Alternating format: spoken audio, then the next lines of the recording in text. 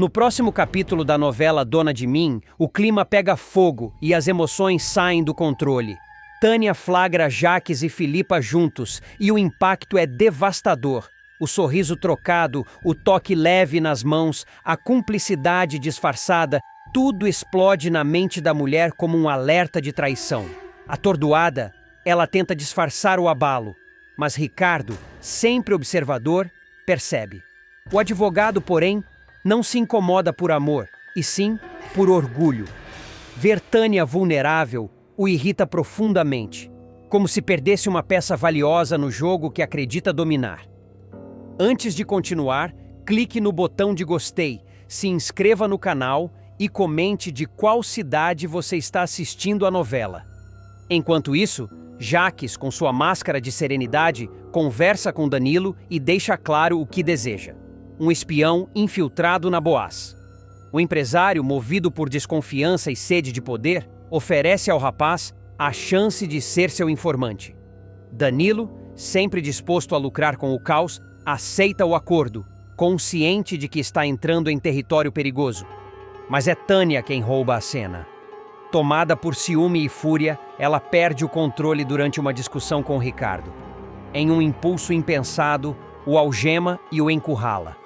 O advogado tenta reagir, mas Tânia o atinge e ele desaba, inconsciente. A respiração dela fica trêmula, o olhar perdido.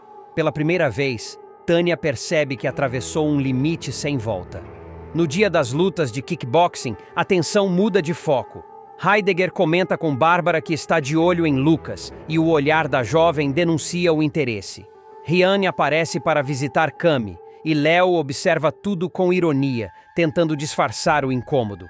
No ringue, Marlon conquista a vitória e é abraçado por Bárbara sob os olhares atentos de Cami e Léo. Um gesto simples, mas que acende uma nova faísca de rivalidades e sentimentos confusos para o próximo capítulo. Sofia viverá um dos momentos mais delicados e tocantes de sua trajetória. A menina, que vinha tentando lidar com a ausência do pai e as turbulências na mansão dos Boaz, verá sua vida emocional virar de cabeça para baixo quando tiver um sonho profundamente realista. Ou, quem sabe, uma manifestação espiritual de Abel. O encontro será carregado de simbolismo, ternura e revelações sutis que darão novo fôlego à personagem, reacendendo a ligação com suas origens e o amor incondicional que sempre a sustentou. Nas cenas que vão ao ar em breve, Sofia aparecerá sozinha em seu quarto, deitada, observando o teto com um olhar distante. O ambiente ao seu redor refletirá seu estado interior, o abajur emitindo uma luz suave, as cortinas movendo-se levemente com o vento noturno e sobre a mesa, o velho retrato de Abel sorrindo ao lado dela. A garota se sentirá perdida, confusa com tudo o que vem acontecendo. A instabilidade na Boaz, as brigas familiares, o medo de Jaques e, principalmente, as incertezas em relação a Léo, que se tornara seu ponto de apoio e, ao mesmo tempo, um lembrete constante do passado que ela não consegue abandonar. Sofia se encolherá na cama, abraçando o travesseiro, e deixará as lágrimas caírem silenciosas. Pai, por que você me deixou? Murmurará com a voz embargada. Nesse instante, o ambiente começará a mudar. Uma brisa suave invadirá o quarto, as cortinas balançarão com mais força e uma luz dourada envolverá o espaço. O relógio ao lado da cama parará e o tempo parecerá suspenso. Sofia, sem entender, olhará em volta e sentirá uma presença. É quando Abel surgirá, sereno, vestido com a mesma roupa do dia em que foi visto pela última vez, irradiando uma calma indescritível. Papai? Dirá ela, com um fio de voz. Sou eu, minha pequena, responderá Abel, abrindo os braços. Sofia correrá até ele e o abraçará com força, como se temesse que o toque se desfizesse. A emoção tomará conta da cena. Um reencontro entre mundos, entre o visível e o invisível. Abel acariciará os belos da filha e dirá com ternura: Eu nunca fui embora, Sofia. Só mudei de lugar.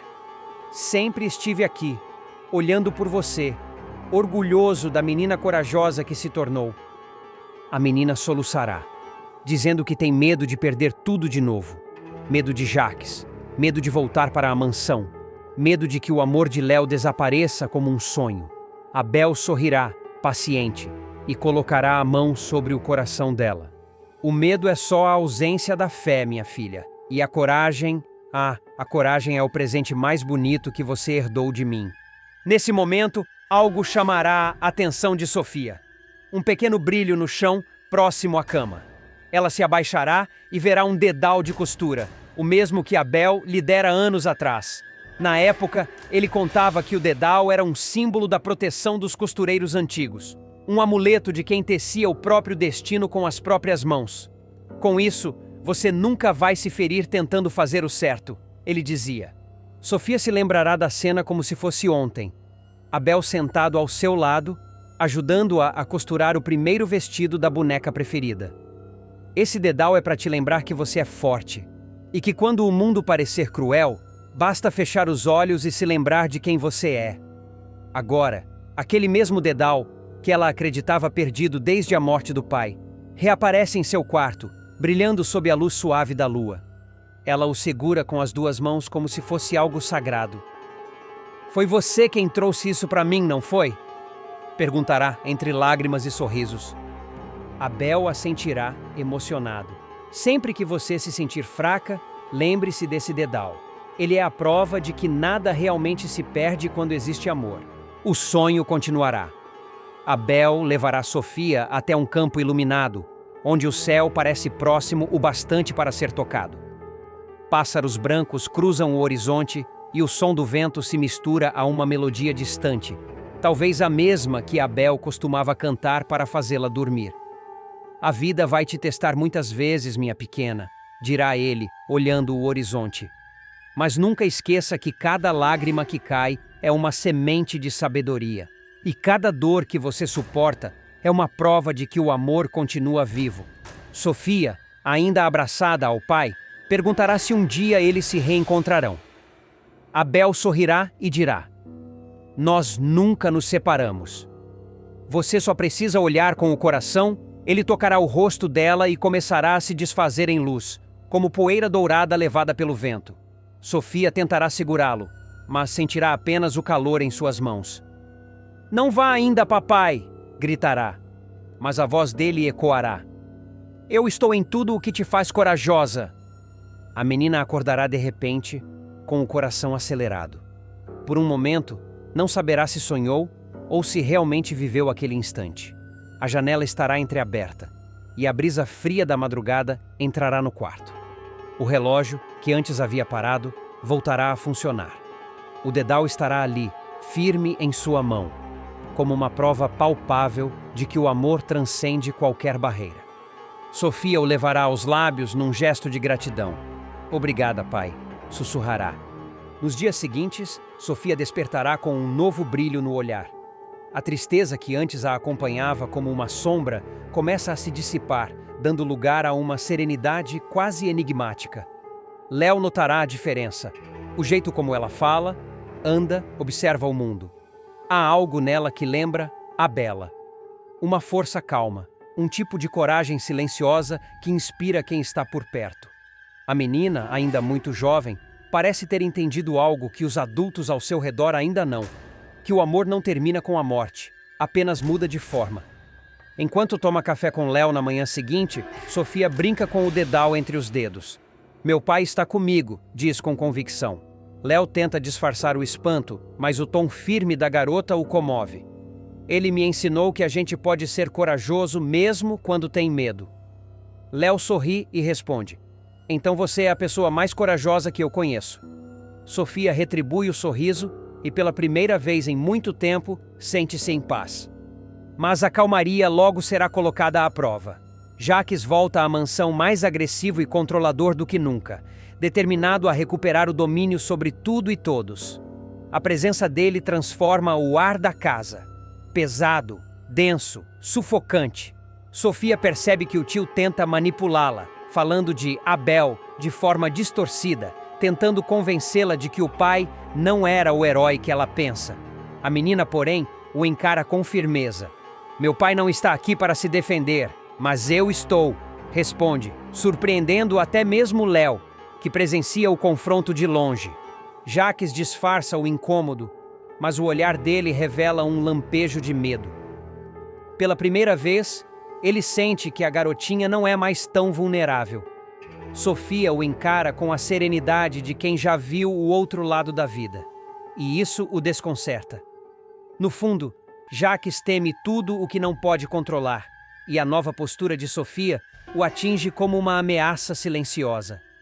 Em outro momento, Rosa observa a neta de longe e se emociona ao perceber o quanto a menina cresceu. Ela tem o espírito do Abel, comenta baixinho com Filipa, que concorda, tocada pela mudança súbita na garota. É como se ele ainda estivesse guiando ela, completa. A cena é de pura delicadeza. 3 gerações unidas por uma força invisível, por um amor que insiste em permanecer mesmo quando tudo parece desabar. Mais tarde, ao entardecer, Sofia sobe até o sótão da casa. O lugar, cheio de lembranças, carrega o cheiro de madeira antiga e o som distante do vento batendo nas telhas. Ela se ajoelha diante de uma caixa com fotos e cartas antigas de Abel. Folheia as lembranças com cuidado, até encontrar uma carta que nunca tinha visto.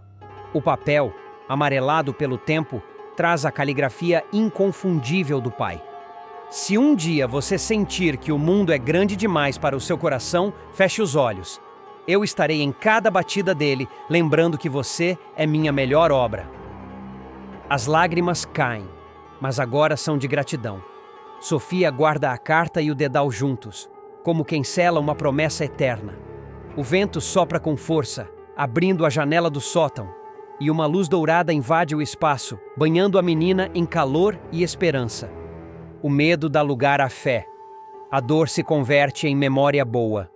E Sofia, com o coração leve, compreende que o amor do pai nunca foi embora. Apenas mudou de morada, agora vivendo dentro dela. A partir desse dia, Sofia não voltará a ser a mesma menina assustada.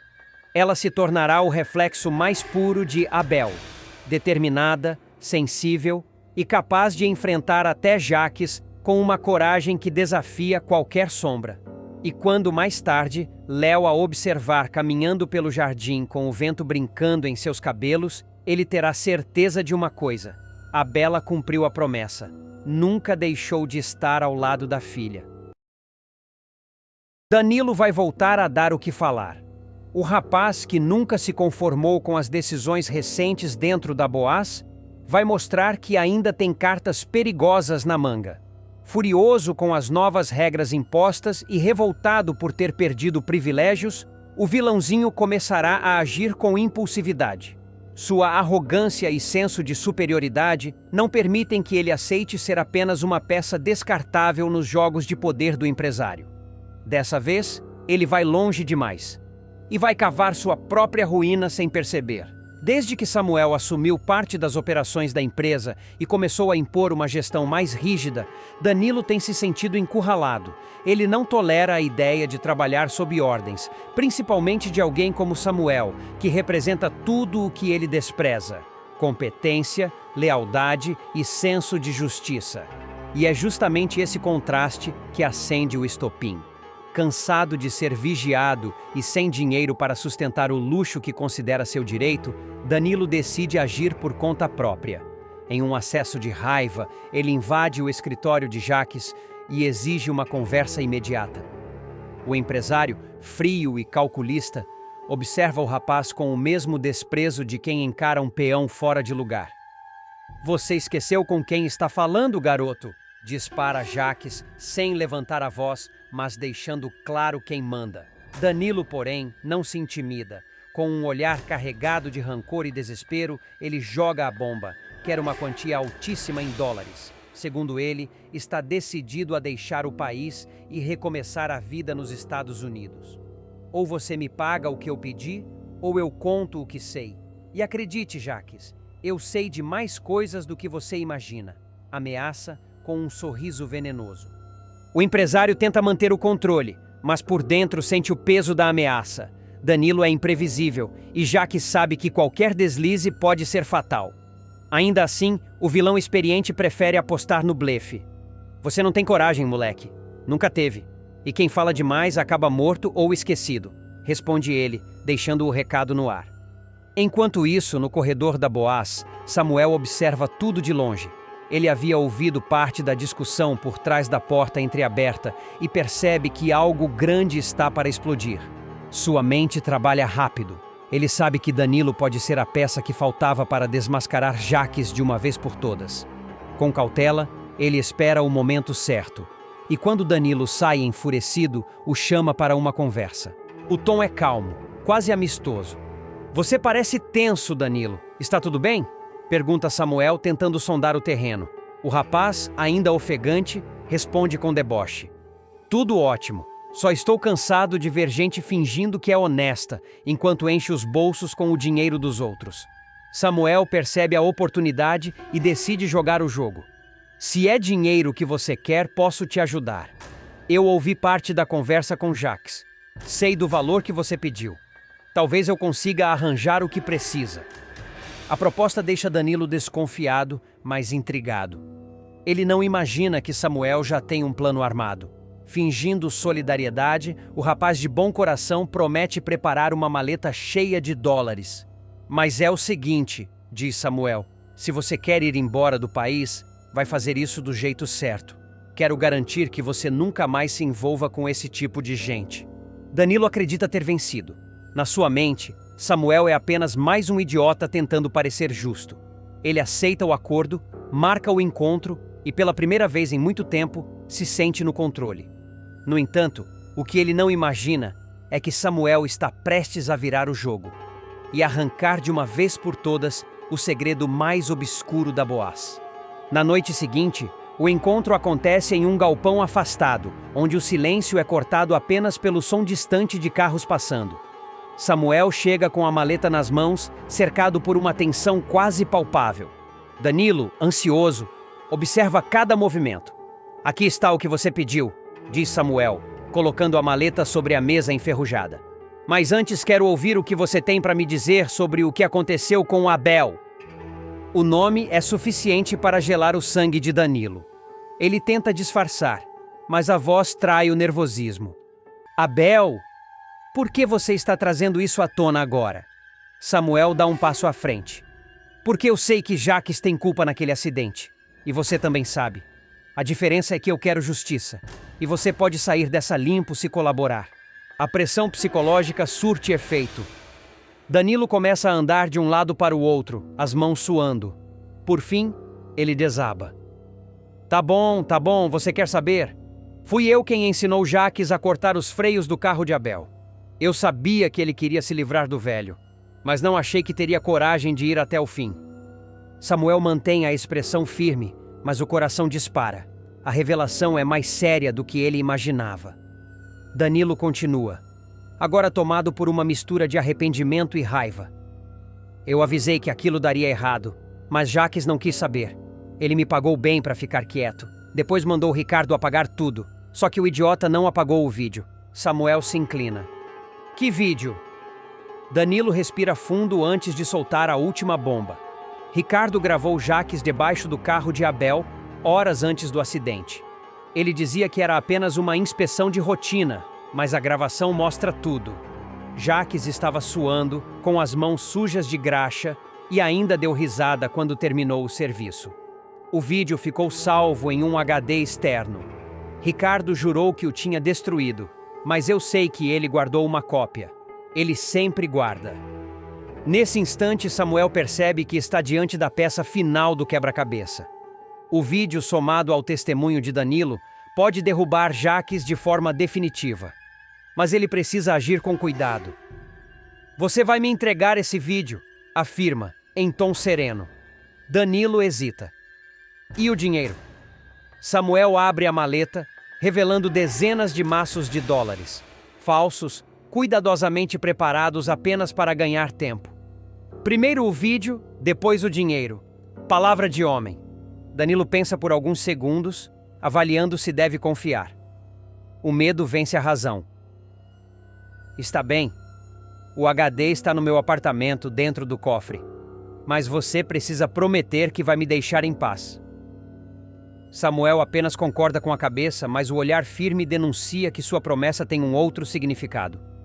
Enquanto isso, na mansão dos Boaz, Jaques sente que algo está errado. Seu instinto de sobrevivência o alerta, e ele manda Ricardo descobrir onde está Danilo. Aquele garoto vai me meter em uma encrenca, eu sinto, murmura com o olhar tenso voltado para o horizonte. Ricardo, pálido, tenta disfarçar o medo. Ele sabe que o vídeo existe e sabe também que, se vier à tona, não haverá salvação para nenhum dos dois. A partir daí, a tensão cresce. Samuel combina com Filipa e Léo uma estratégia para agir sem levantar suspeitas. Se conseguirmos esse vídeo, a Boaz estará livre da sombra de Jaques, afirma. Filipa, ainda desconfiada, pergunta se ele realmente acredita em Danilo. Não confio nele, mas confio no medo, e ele está apavorado. Enquanto Samuel prepara o golpe final, Danilo vive seus últimos momentos de falsa liberdade. O rapaz se despede dos poucos amigos que restam e planeja o voo que nunca acontecerá. Do outro lado, Jaques movimenta suas peças com frieza. Se Danilo abrir a boca, eu acabo com ele antes que respire para contar qualquer coisa, diz em tom ameaçador. O jogo está armado, e cada passo agora é um risco. Samuel sabe que está se aproximando do limite, mas também sente que Abel finalmente será vingado. O destino dos Boaz, de Jaques e de Danilo, está prestes a se cruzar de maneira explosiva, e nada será como antes. Tânia escapa da polícia, pega carona na estrada e some. Tânia ficará desaparecida e seu sumiço marcará um dos momentos mais eletrizantes e sombrios da trama. A mulher, antes elegante e controlada, vai mergulhar em um abismo emocional sem volta. Tudo começa após o fim definitivo de seu casamento com Jaques. Um rompimento que destrói o pouco equilíbrio que ainda restava em sua mente. A separação não é apenas um documento assinado. É uma ferida aberta que sangra em silêncio, alimentada pela rejeição, pelo ciúme e pelo orgulho ferido. No restaurante, Tânia e Ricardo mal começam a conversar quando são surpreendidos pela presença de Jaques. Ele está acompanhado de Filipa e o clima é de celebração. A mesa ao lado vibra com risadas, taças erguem-se em brindes, e os olhares cúmplices entre o ex-marido e a nova companheira são como punhais cravando no peito de Tânia. A mulher tenta disfarçar, mas o rosto entrega. O ciúme a corrói. O ódio lateja. Ela observa cada gesto. A mão de Filipa tocando o braço de Jaques. O sorriso leve. A intimidade de um casal recém-apaixonado. De volta para casa, o silêncio entre Tânia e Ricardo é sufocante. Ricardo tenta consolar, mas ela já não ouve. O olhar distante, fixo no nada, denuncia um turbilhão interno prestes a explodir. E explode. Tânia começa a falar sem filtro, misturando mágoa com raiva, amor com desprezo. Ele me trocou, como se eu fosse nada, grita, enquanto caminha de um lado para o outro, gesticulando, fora de si. Ricardo tenta acalmá-la, mas o gesto de empatia é interpretado como traição. Você também sabia. Todos vocês sabiam, ela vocifera pegando um copo e o arremessando contra a parede. Em um acesso de fúria, Tânia age por impulso. Empurra Ricardo para o quarto, o ameaça com uma tesoura e o obriga a sentar-se. A cena é tensa, claustrofóbica. O advogado tenta argumentar, mas é em vão. Tânia está dominada por um surto. Você tem o vídeo, não tem? A prova contra o Jaques. Eu sei que você escondeu isso. Ela grita, os olhos marejados, mas o tom é de desespero. Ricardo nega, tenta explicar que o vídeo não existe, mas ela não acredita. Amarra-o com lençóis, prende-o à cama e o interroga com crueldade. As horas passam e o clima fica mais sombrio. A mulher oscila entre lágrimas e risadas, como se conversasse com vozes imaginárias. Ele vai pagar. Todos vão pagar, repete em tom baixo, quase como uma oração macabra. Ricardo, suando, tenta ganhar tempo, fingindo ceder. Tudo bem, Tânia, eu te mostro o vídeo, mas preciso do celular para enviar o arquivo. Ela hesita, encara-o, Mas a esperança de encontrar algo que incrimine Jaques fala mais alto. Entrega o aparelho, acreditando que finalmente terá a vingança em mãos. Ricardo aproveita o momento. Com os dedos trêmulos, finge digitar o nome do arquivo e, disfarçadamente, aciona o contato de emergência da polícia. Um sinal de localização é enviado. Ele tenta se manter calmo, mas o medo é visível. Pronto, enviei para você. Mente ele. Tânia pega o celular e começa a procurar o vídeo. Quando percebe que foi enganada, o desespero se transforma em ódio. Você me traiu, grita, atirando o aparelho contra a parede. Ricardo aproveita o momento de distração para se soltar das amarras e correr em direção à porta. A perseguição dentro da casa é frenética. Tânia o segue, tropeçando nos móveis, quebrando tudo pelo caminho. A polícia chega minutos depois, alertada pela chamada silenciosa. Ao ouvir as sirenes, Tânia congela. Por um instante, a razão parece voltar, mas é tarde demais. Ricardo, ensanguentado e trêmulo, aponta para ela. Prendam essa mulher. Ela olha em volta, percebe as luzes vermelhas piscando pela janela e, em um impulso, foge pelos fundos da casa. A fuga é cinematográfica. Descalça, com o cabelo desgrenhado e o rosto marcado pelo choro, Tânia corre pela rua escura. O som das sirenes ecoa atrás dela. Um carro freia bruscamente. É um caminhoneiro que, assustado, pergunta se ela está bem. Por favor, me leva daqui, implora ela ofegante. Sem pensar, o homem permite que ela suba na boleia. A polícia passa segundos depois, mas já é tarde. O caminhão desaparece na estrada, engolido pela escuridão. Enquanto isso, na Boaz e na casa de Rosa, a notícia da fuga se espalha. Jaques fica em choque ao saber que Tânia atacou Ricardo. Ela perdeu o juízo, comenta, sem imaginar que as consequências de tudo isso ainda estão longe de terminar. Filipa tenta confortá-lo, mas a culpa o consome. Eu devia ter percebido antes. Ela já dava sinais, murmura.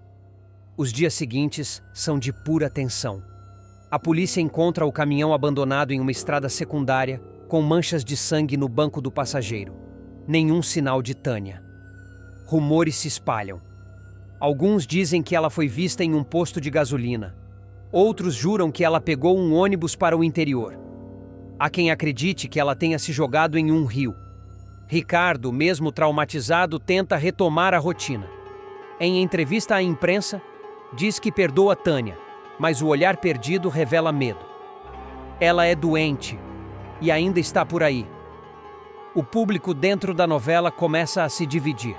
Há quem veja Tânia como uma vítima da própria dor e há quem a considere uma criminosa em fuga.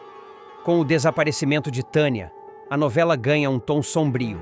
Caminhoneiros afirmam ter visto uma mulher desorientada nas redondezas de uma cidade litorânea. Outras testemunhas garantem que ela entrou em uma pousada simples usando outro nome. Nenhuma dessas informações é confirmada, e o mistério cresce. Nas sombras, Tânia observa de longe as notícias sobre si mesma. Cabelos cortados, rosto machucado, ela assiste pela TV da pensão barata uma reportagem que mostra sua foto estampada como foragida perigosa. Um sorriso torto se forma em seus lábios. Eles acham que eu perdi, mas eu só estou começando. Tânia reaparece semanas depois, em uma sequência de tirar o fôlego. A trama salta para um ponto em que todos acreditam que ela morreu. Há boatos de que o corpo encontrado próximo a uma represa seria o dela, mas os exames não confirmam. A cidade respira aliviada, mas essa tranquilidade é falsa, porque Tânia está viva, escondida em um vilarejo afastado onde se passa por outra pessoa. Agora, com um novo corte de cabelo e uma identidade falsa, ela trabalha em uma pousada simples, servindo café aos hóspedes e evitando qualquer contato com estranhos. À noite, no quarto escuro e úmido, observa as notícias no celular roubado. Cada manchete a faz sorrir com amargura. Eles pensam que escaparam, mas ainda vão pagar. Murmura, escrevendo em um caderno velho cada detalhe de sua vingança. Enquanto isso, Ricardo tenta retomar a rotina profissional, mas a lembrança do que viveu o persegue. Os pesadelos com Tânia são constantes. Ele acorda suando, com medo de ouvir a voz dela sussurrando seu nome. Ela vai voltar, diz em uma conversa com Valquíria que o alerta. E quando voltar, não vai ser para pedir desculpas. Nos capítulos seguintes, o suspense toma conta da novela. Câmeras de segurança registram uma mulher rondando a mansão de Jacques. As empregadas juram ter ouvido passos no jardim e Rosa encontra uma rosa vermelha deixada sobre o muro, símbolo que Tânia usava como perfume e assinatura pessoal. Jacques entra em pânico, mas tenta esconder o medo de Filipa. Ela não tem coragem de voltar, diz ele, tentando se convencer, mas ela tem. Numa madrugada fria, Tânia surge diante do portão da casa, envolta num sobretudo preto, o rosto em sombras. Ela observa Jacques e Filipa conversando pela janela. A cena é quase idêntica àquela do restaurante. O casal rindo, trocando olhares, alheio ao perigo. Tânia segura uma carta nas mãos e murmura: "Agora é a minha vez." No dia seguinte, a carta chega a Boaz. Não há remetente, apenas o perfume marcante e o bilhete. "Vocês não se livraram de mim. A verdade ainda está entre nós." Valquíria lê o conteúdo com atenção e percebe que dentro do envelope há uma cópia de um contrato adulterado, uma prova de que Jacques pode ter participado do desvio de recursos da empresa, exatamente o que Tânia tentava descobrir antes de enlouquecer. A notícia cai como uma bomba. Jacques nega, mas a dúvida corrói todos à sua volta. Filipa começa a desconfiar de que o marido realmente esconde algo. Ricardo, pressionado, decide contar que o vídeo existia, mas foi destruído. "Eu não menti totalmente. Apenas tentei evitar o pior", confessa atormentado. Valquíria o encara furiosa. "Você ajudou ela a fugir." Marlon surta ao descobrir que Cami reatou com Rian e a acusa de traição. Marlon vai perder completamente o chão. O policial, que sempre acreditou ter encontrado em Cami o amor de sua vida, verá tudo desmoronar quando descobrir que a jovem decidiu reatar o namoro com Rian. A notícia cairá como uma bomba, provocando uma sequência de cenas carregadas de emoção, ciúmes e mágoa. O tipo de dor que faz até o mais durão perder o controle. Tudo começa quando Cami, depois de semanas de incertezas e conversas truncadas, decide enfrentar a realidade. Ela chama Marlon para uma conversa definitiva e, com os olhos marejados, devolve o anel de compromisso. A jovem tenta explicar que sente gratidão, carinho e respeito, mas que algo dentro dela mudou. Marlon, em silêncio, observa o brilho do anel em sua palma e sente o coração apertar. Ele tenta argumentar, fala sobre os planos, os sonhos, o futuro que imaginou com ela. Mas Cami, com firmeza, diz que não pode viver uma mentira. "Meu coração não está mais aqui, Marlon. Está com outra pessoa", ela confessa com voz trêmula. O policial tenta se recompor, mas por dentro é como se tivesse levado um tiro. Ele pergunta se é Rian e Cami confirma. A decepção se mistura com raiva. "Aquele ex-presidiário? Você vai jogar tudo fora por um sujeito como ele?" Explode, incapaz de aceitar o que houve.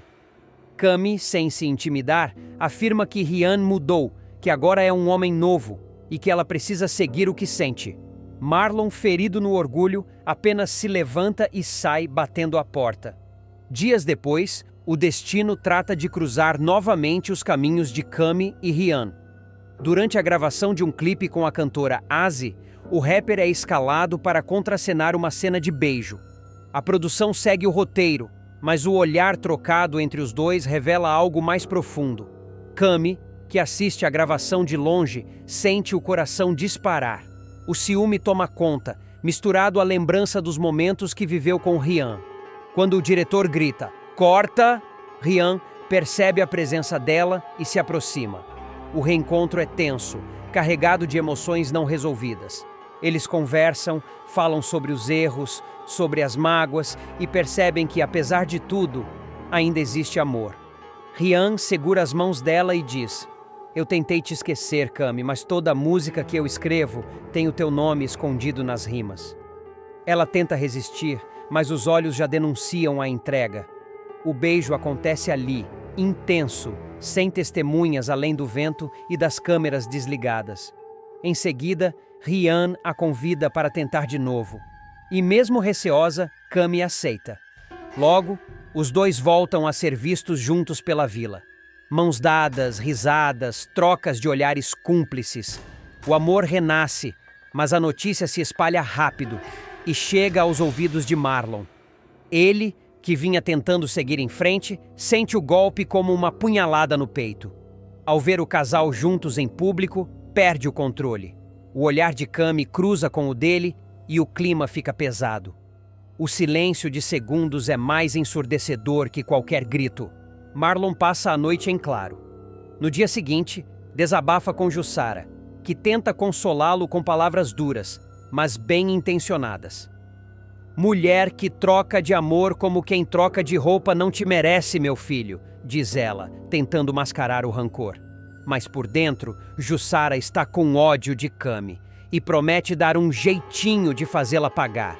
Na manhã seguinte, a fofoca corre solta pela vizinhança. Cami aparece na calçada conversando com Rian e Jussara surge do nada, mangueira em punho, despejando um jato d'água sobre a jovem. Isso é para lavar a vergonha da cara, grita a mulher enquanto Rian tenta apartar. A cena atrai olhares, risadas e comentários maldosos. Cami, encharcada e humilhada, tenta se afastar, mas Jussara continua provocando. A confusão só termina quando Marlon chega. Ele puxa a mangueira das mãos da mãe e, furioso, leva Cami para dentro de casa. Lá, o clima explode de vez. O policial, transtornado, exige saber desde quando a traição começou. Cami, em lágrimas, nega. Nunca te traí, Marlon. Eu só percebi que não te amava como pensava. As palavras soam como uma sentença. Marlon, com os olhos marejados, se aproxima dela. Então tudo que a gente viveu foi o quê? Um ensaio para o seu reencontro com ele? Dispara, cheio de dor e ironia. Cami tenta explicar, mas ele não quer ouvir. Você brincou comigo, Cami. Eu te apresentei para minha mãe, planejei um casamento, mudei minha vida por você. Ela segura as mãos dele, tentando acalmá-lo. Eu juro que não foi por mal. Eu te quis de verdade, mas o amor não obedece à vontade da gente. Ele afasta revoltado.